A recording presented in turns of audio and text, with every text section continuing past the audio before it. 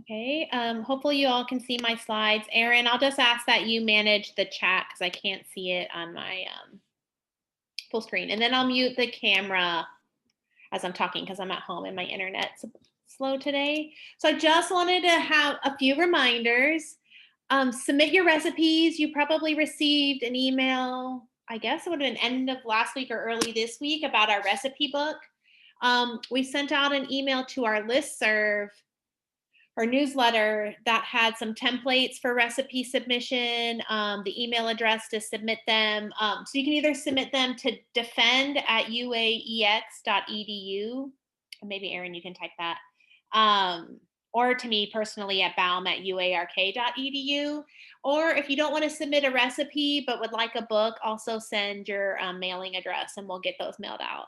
So far, we have one recipe submission. So I will say we won't go to print with just one recipe. So we look forward to hearing from all of you. We're going to start Defend 3.0 in January.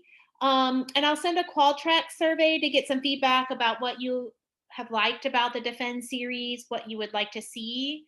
Erin and and we've been talking to Debbie and Brian in the FCS office and some agents about maybe collaborating or expanding upon the Living Well initiative that was piloted in this past January. But we're really thinking about focusing on behavior change and having goal setting and how to achieve a healthy lifestyle. So I'll watch your inbox and also watch your inbox in December because we'll be sending those post questionnaires. So if you filled out the questionnaire in the beginning of Defend, that Dr. Howie had posted on our website, and we can fill it out at the end and we can compare how your habits, dietary intake, physical activity may have changed.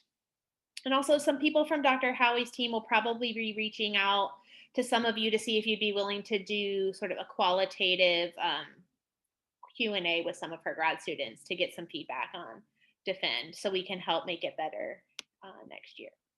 Okay, so I'm gonna go ahead and mute my camera and get started. Oops. So today we're talking about, is a plant-based diet right for you? Vegetarian and vegan eating patterns. So the goals for today are talk about different types of vegetarian diets and then identify some of the challenges, nutritional challenges that vegetarians may experience in meeting their requirements for specific nutrients and help provide strategies to prevent these deficiencies. Talk about protein complementation. So we talked a little bit about this when we talked about dietary protein. And then comparing and contrasting dietary recommendations and potential benefits of vegetarian diets and the Mediterranean diet. So the Mediterranean diet keeps coming up a lot. And I know some of you had asked to put some thought into sort of low Mediterranean diet for lower income households. And we haven't forgotten about you. We just need more personnel to get everything out on time. So we will get that to you hopefully by the beginning of the year. So according to the Oxford Dictionary, a vegetarian is a person who does not eat meat and sometimes other animal products, especially for moral, religious, or health reasons. But there are 4 types of vegetarian practices. So one is called the lacto-vegetarian. So they exclude meat, fish, poultry, and eggs and the foods that contain them, but they include foods that have dairy products such as milk, cheese, yogurt, and butter. Then there's the ovo-vegetarian. So they exclude meat, poultry, seafood, and dairy, but allow eggs. And then a lacto-ovo-vegetarian excludes meat, fish, and poultry, but allows dairy products and eggs. Some people identify as a pescatarian, and they exclude meat and poultry, dairy, and eggs, but eat fish. And then a vegan lifestyle would exclude meat, poultry, fish, eggs, and dairy products, and any foods that contain these products or products sourced from animals.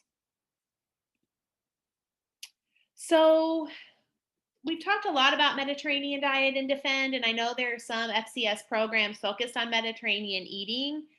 And it really started because Spanish researchers showed that there are significant benefits of a Mediterranean style diet over a traditional low fat diet.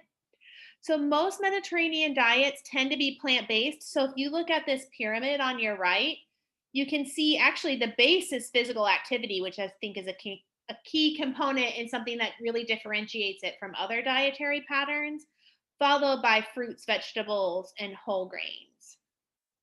And then it's really low in processed foods and processed meats, especially red meats, dairy products, and sweets. And when they see that people who follow the Mediterranean diet have less heart problems and heart related death. And some studies have shown that following this lifestyle is as effective as modern drugs to reduce cardiovascular risk. So, plant based diets really emphasize whole plant foods. And I think, as we've progressed in time and vegetarian lifestyles have become more mainstream, I think that really the proper way to refer to these lifestyles are plant based diets. So, you see that a lot more in social media and in research versus vegetarian and vegan. So really it focuses on vegetables and fruits, whole grains, beans, legumes, nuts, and seeds, minimally processed foods, limiting or omitting animal foods, and Mediterranean and vegetarian diets, like we just discussed. And I know I didn't show any data here because I had a hard time finding something, a figure that was easy to understand for the lay scientist. But a lot of this vegetarian lifestyle and low disease risk in the United States started by following the Seventh day Adventists. So there have been a lot of, in the late 90s and early 2000s, studies following Seventh day Adventist populations because they follow vegetarian or plant based diet styles, and they have increased longevity. So they live longer and they live healthier, and they have like an overall better sense of well-being and less heart disease risk, and they find it's associated with these vegetarian or plant-based diet patterns. So Dr. Howard touched on this in his blueberry talk, but a lot of studies show that plant-based diets reduce the risk of cancer. And cancer is the second leading cause of death in the United States. So that's why you'll see a lot of research, a lot of science, and a lot of things in the press focusing on different plants that may help reduce risk of cancer. And that's because of the bioactive compounds that have been shown to have anti-cancer activity by directly targeting cancer cells. So this is just an example of all these different fruits and vegetables and the bioactive component that's thought to help reduce cancer risk. But overall, I think isolating these components or taking them in a capsule form isn't as effective as eating an overall diet high in fruits and vegetables. And this is though where you hear that term eat the rainbow, because you can look at all the different colors of fruits and vegetables and all the different bioactive compounds they have, and they all seem to have health benefits. So their phytochemicals are found in plant foods, like I just said, and have many health benefits. These are the chemicals that provide color, aroma, so the smell and flavor to foods. And plant pigments are a rich source of these phytochemicals. So that's why, a lot of people focus on studying the health benefits of berries, because those skins have like usually a really dark purple or red color. And the health benefits are antioxidants, anti-inflammatory or hormone-like actions. So that's why a lot of times you'll hear like about isolated berry compounds or eat your berries. It's because they have this antioxidant capacity. So they help fight disease. So there are a lot of phytochemicals, like you saw on the previous slides. The most abundant in our diet are these polyphenols. They have anti-inflammatory effects. They're associated with reduced risk of chronic disease like type 2 diabetes. They've been shown in animal studies to reverse, suppress, or prevent cancer. And so you may have heard about resveratrol. This is the component found in grapes and red wine that's been shown to have a lot of health properties, or isoflavones and lignans. So isoflavones are often found in soy, and they've also been shown to have beneficial effects. So this just shows some of the different compounds in a different format that show how these polyphenols are associated with reduced risk of chronic disease. So you can see again that it's really, some of these are really flavorful or aromatic. So things like flavonols would be like onions, kale, leeks, broccoli, garlic. Flavonols, so I think a lot of people may have heard about the health benefits of green tea. I think this was a really popular research area in like the mid 2006, 2008. And there's a lot of health benefits on populations who are high green tea consumers. So a lot of people in Asia tend to have lower body mass, and they see like fat fighting properties of green tea. But when you study green tea in heavy tea drinkers, sorry, that dog barking is my doorbell. Sorry about that. Um, you see, like in people who drink black tea regularly, green tea doesn't seem to have the same effect. So they did a study in a British population when I worked at Unilever, because Unilever makes Lipton green tea, versus Asian populations, and found that the health benefits were only observed in heavy green tea drinkers, not people who normally drink black tea. There's also flavones. So these come in a lot of herbs. Flavonones, which lemons and other citrus fruits. And you see a lot of times these things with essential oils are also studied for cleaning and food safety. Anthocyanins, which is what Dr. Howard talked about. And then these isoflavones that are found in soy.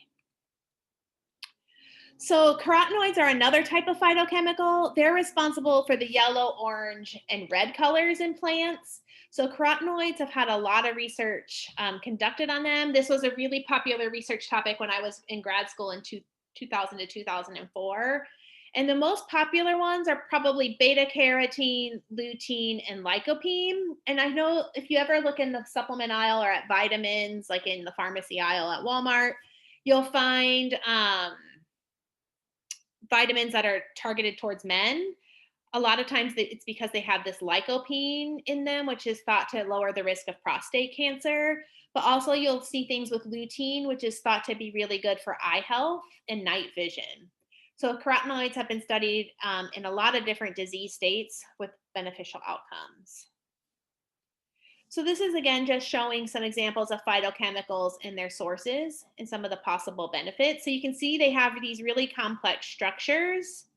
But again, the thing they all have in common is that they're found in fruits and vegetables and herbs or sort of spices, so plant-based foods. So to make sure you're getting enough phytochemical rich foods in your diet, again, this is where they say eat the rainbow. So basically the take home message from this is eat your fruits and vegetables. And the recommended servings are 3 to 5 servings of fruits and vegetables per day. So for those of you thinking about just getting started to incorporate more plant-based foods in your diet, so I don't know, sometimes at the end of the day, I like to reflect back on what I ate, because I always track what I'm eating through the Lose It app. And sometimes it's really, my fruit and vegetable intake, I'll admit, is really kind of sad. So to start getting more plant-based foods into your diet, plan to eat at least 5 portions of fruits and vegetables every day, starting with breakfast. So try to get at least 3 servings in by lunchtime. Start your morning with fruit and plain yogurt or cereal, or sliced fruit on top of whole wheat toast. So, maybe like whole wheat toast with peanut butter and bananas is pretty good. Add nuts to your yogurt, cereal, or salads. Add diced vegetables to scrambled eggs or omelets, and go for color. Add steamed vegetables or legumes to your favorite pasta. And when you making soups, this is a good way to hide a bunch of different vegetables, because you can have a soup base and then puree your vegetables into your soup. Add vegetables to pizza, drink black, green, or herbal teas. Use spices instead of adding salt to your dishes. Try some of these different spices that have been shown to have health benefits.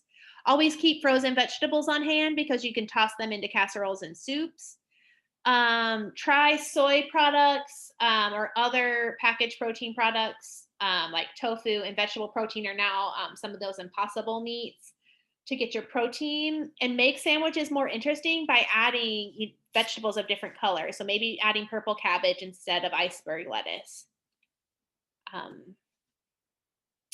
But there are some nutrition risks with people who follow vegetarian and vegan lifestyles. So people who eliminate animal products or have reduced consumption of animal products may have to have a plan or work with a dietitian to make sure they're getting the nutrients like protein, iron, vitamin D, riboflavin, B12, omega-3 fatty acids, and iodine into the diet. because these are things that are rich in animal protein sources or animal products. Um, so we do have a lot of legumes, fruits, and vegetables that are good sources of iron, but they're not as bioavailable. So that means your body doesn't take them up as well as iron that comes from animal sources. Um, Riboflavin. So there are some good, like mushrooms, spinach, and fortified cereals are rich in riboflavin. B12 is only found in foods from animal sources. Um, so this is important for vegans. So if they don't consume enough B12 regularly from fortified foods, they may need to take a supplement.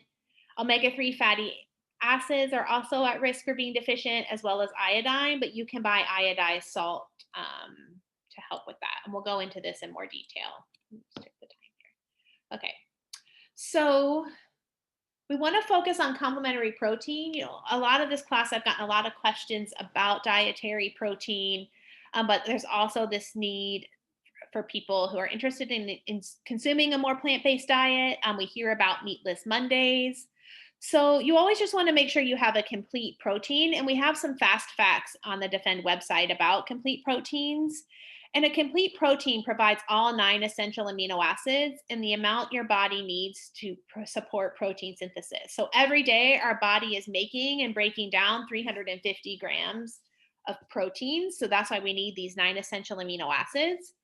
And animal products have all 9 essential amino acids in the ratio we need to support protein synthesis. So complete sources of protein include meat, dairy, eggs, soy products, and quinoa. But if you're following a vegetarian or vegan diet, your protein sources are going to be incomplete protein. So most plant foods are incomplete protein. So it's important to focus on complementing proteins. So that's why we talk about dishes like beans and rice. Well, rice is missing 1 amino acids and bean is missing another. But when you combine them together, you get a complete protein. And these are just some examples of how you can combine plant sources to get a complete protein. I will say the one thing you need to focus on if you're trying to eat a higher protein vegetarian or vegan diet is calorie intake. Because I think you need 3.5 cups of beans to get around 20 to 25 grams of protein. And we know that iron that's found in plant-based foods is less bioavailable, so it's harder for your body to take up and use from the food we eat. So heme iron is the form of iron that's more available, and that's what's found in animal foods. And then non-heme iron is found in a lot of plant foods.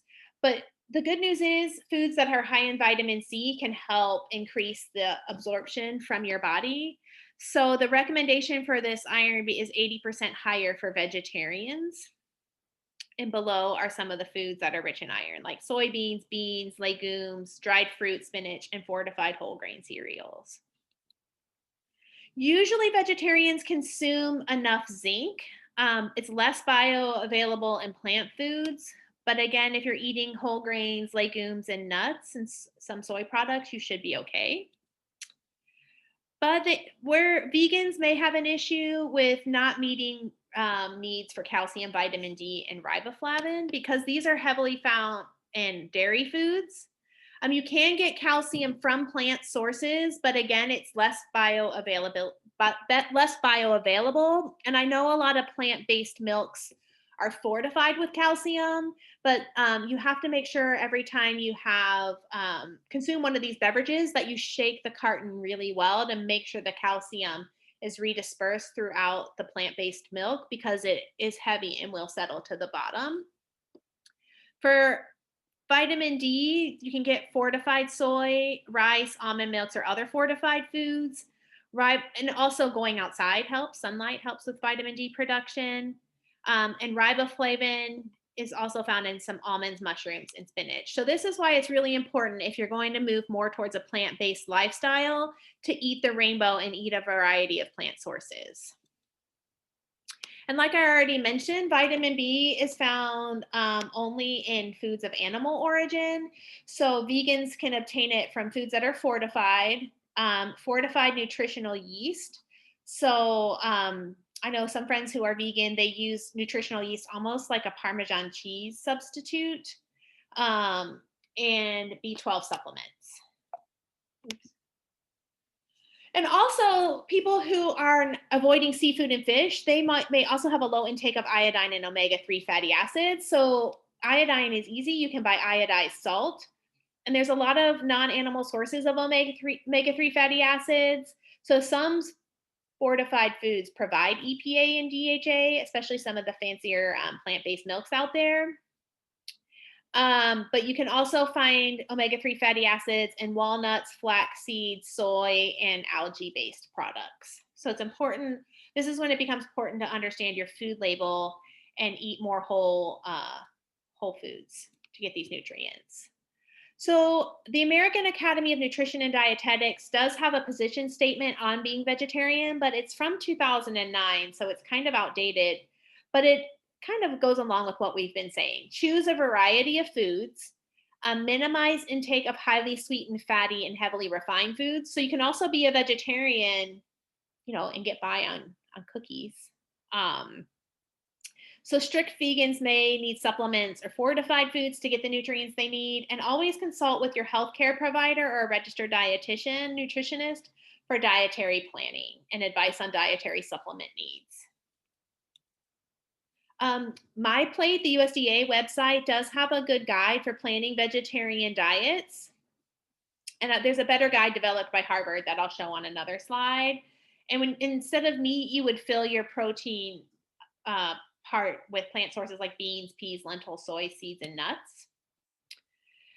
So 10 tips for healthy eating. I mean, it really, for vegetarian or non-vegetarian, I would say they can go hand in hand. Think about protein and calcium.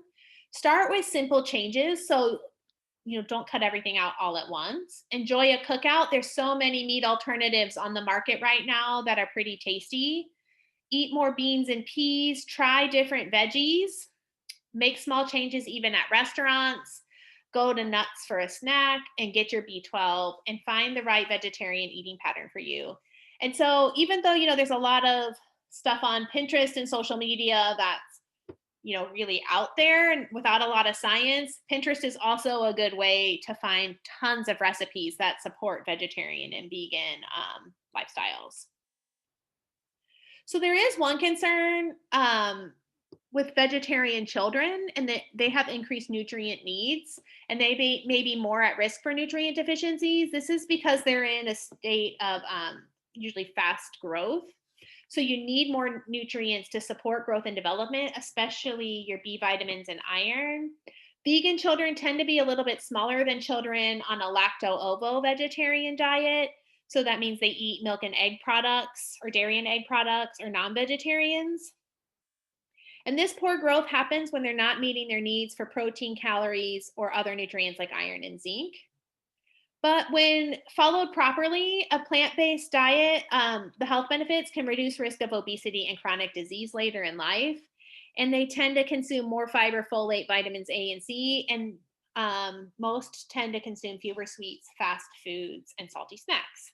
So I just put this up there again in a little bigger version for those of you who want to go back and look at this Mediterranean food guide pyramid. This comes out of the textbook, but there's a website called oldways.org that has it, and you can also find it on Harvard Health website. So we always come back to talking about the Mediterranean diet. It has a lot of health benefits. It really, like we talked about, focuses on physical activity and having a healthy lifestyle. So I think no matter how much we talk about diet and nutrition, we can't forget that it's a lifestyle, really an overall lifestyle that leads to good health.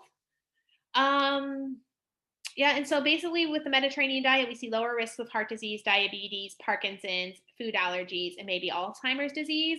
But I will say, like when I worked in the food industry in Europe and with kids, people in these Mediterranean countries, with the introduction, of Coca-Cola and fast food like McDonald's and KFC, childhood obesity rates were pretty much rivaling the United States when I moved here in 2011. So less and less people are following a traditional Mediterranean diet. And then the 2015 dietary guidelines for Americans, they do include following a healthy Mediterranean style eating pattern. And I put the link down here because they talk about how to sort of adapt this Mediterranean style eating pattern to the American way of life. And it really is kind of eat more fruits and vegetables and seafood and less dairy and red meat is basically the take home message there. Um, so one reason people follow whole food or plant-based diets, it could be due to sustainability.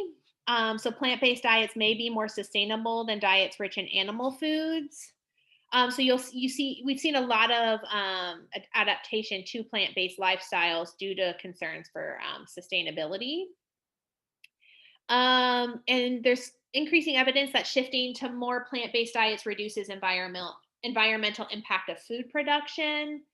And population switch to the Mediterranean style diet. So researchers have done projections. They estimate that it would reduce greenhouse gas emissions, reduce energy and water use, and decrease agricultural land use.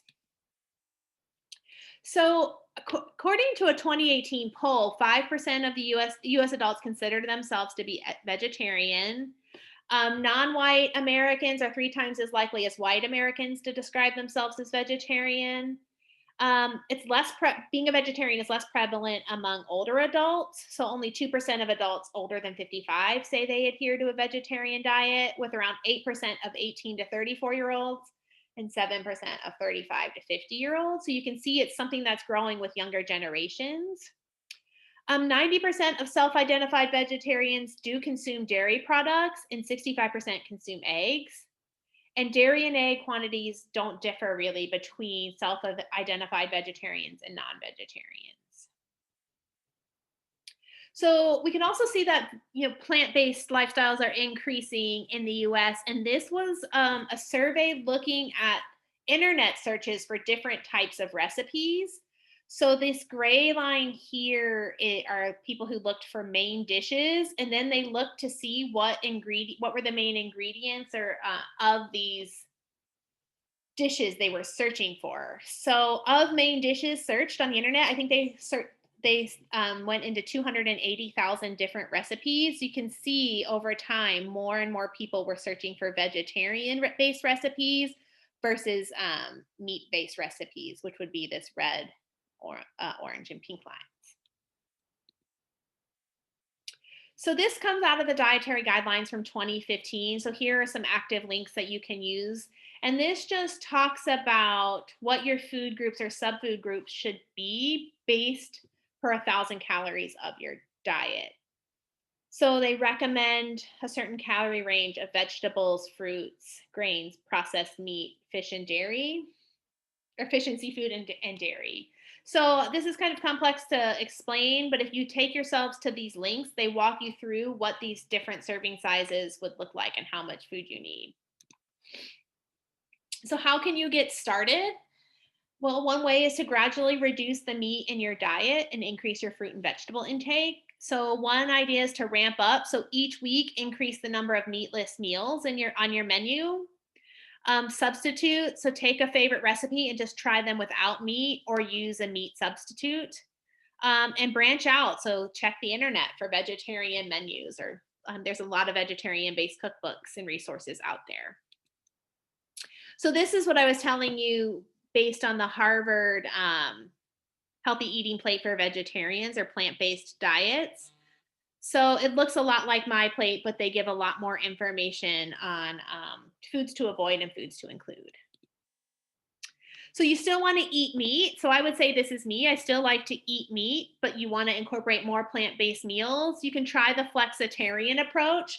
So the flexitarian diet was invented by a registered dietitian, Don Jackson Blattner, and it's gained a lot of popularity. It's always ranked high as far as like healthy diets or lifestyles.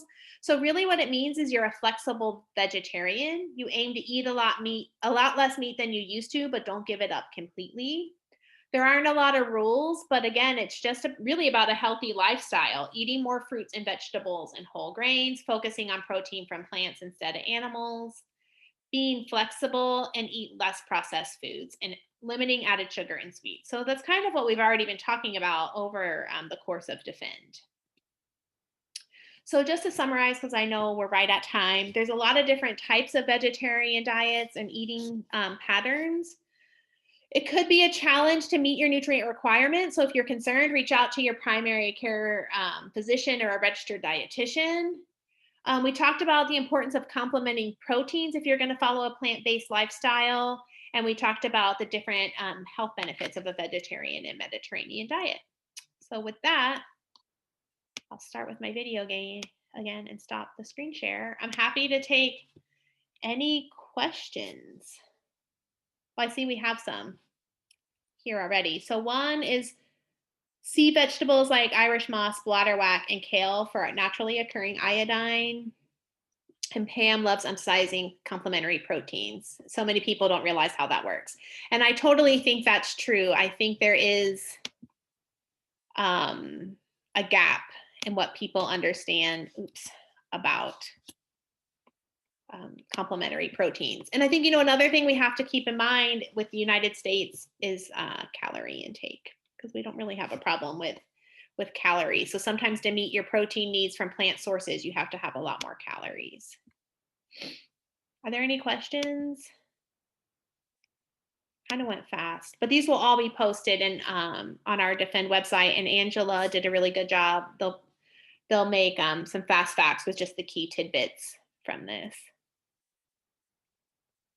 So, and then, feel free to email me again. Don't forget to submit your recipes, but also with any ideas you would like to see in the new year. Can we put a link to the website? Which website, Amy? Oh, yeah, she can answer that. Just the DFEND website. I can't ever seem to find resources. I come and I love this, and then I can't find anything. It is hidden through one of those UAX or experiment station. I can't ever find it directly either, but I'll look for it and then I'll get it. Oh, Sarah just posted it. You can see it. You may want to bookmark it. I was trying to just get like defend.uark.edu, but that didn't meet the needs of the division. So yeah. So we do have a ton of fast facts. You'll notice our fast facts from DFEND 1.0 look a little bit more like traditional fact sheets with the level of information. So I think for DFEND 3.0, we'll focus on developing, talking points, but more complete fast facts for people to have to go back to the counties. But yeah, well then it's noon. So if there aren't any more questions, I'll let you go. Have a happy Thanksgiving. So we'll take a break next week and we'll reconvene. I think we only have about 3 DFEND classes left. So thank you for giving us your time and see you soon. Stay safe.